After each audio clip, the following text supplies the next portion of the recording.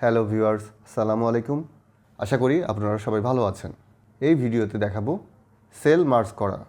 Microsoft ওয়ার্ডে কিভাবে sell merge করবেন। মাইক্রোসফট ওয়ার্ড ভার্সন 16তে দেখাচ্ছি কিভাবে সেল মার্জ করতে হয়। প্রথমে আমি একটা টেবিল ক্রিয়েট করব। ইনসার্টে গিয়ে টেবিল অপশন থেকে একটা টেবিল ক্রিয়েট করব। এই টেবিলে দেখাবো সেল মার্জ করা। এই দুইটা কলম সিলেক্ট করলাম। এখন মাউসের রাইট অপশনে ক্লিক করব।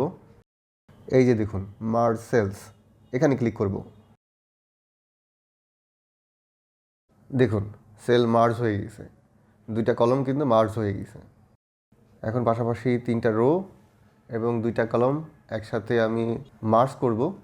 এইগুলো সিলেক্ট করে এই মার্জ সেলসে ক্লিক করব। এই দেখুন সবগুলো কিন্তু মার্জ হয়ে গেছে।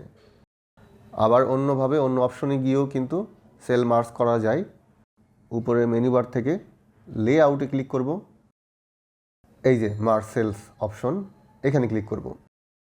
এই দেখুন এই সবগুলো সেল কিন্তু মার্জ হয়ে গেছে।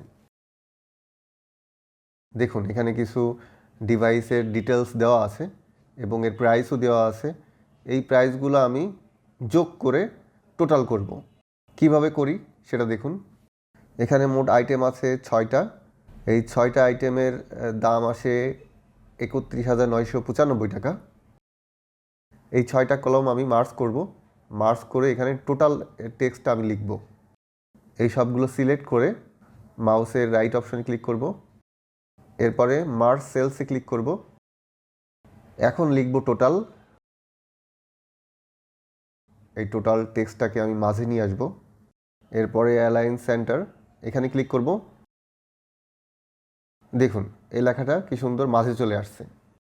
দেখুন পুরো একটা রো হয়ে গেছে, এখানে টোটাল লেখা হয়ে গেছে। দেখুন এখন কি সুন্দর দেখা যাচ্ছে। এইভাবে আপনি কিন্তু খুব সহজেই সেলগুলা মার্জ করতে পারবেন, কলমগুলা মার্জ করতে পারবেন। এইভাবে মার্জ সেলস অপশন দিয়ে টেবিলের লেখাটাকে সুন্দরভাবে সাজানো যায়।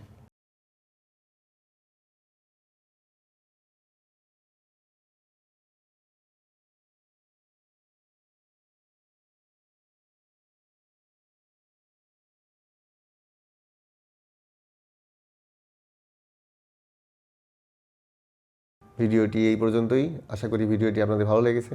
ধন্যবাদ।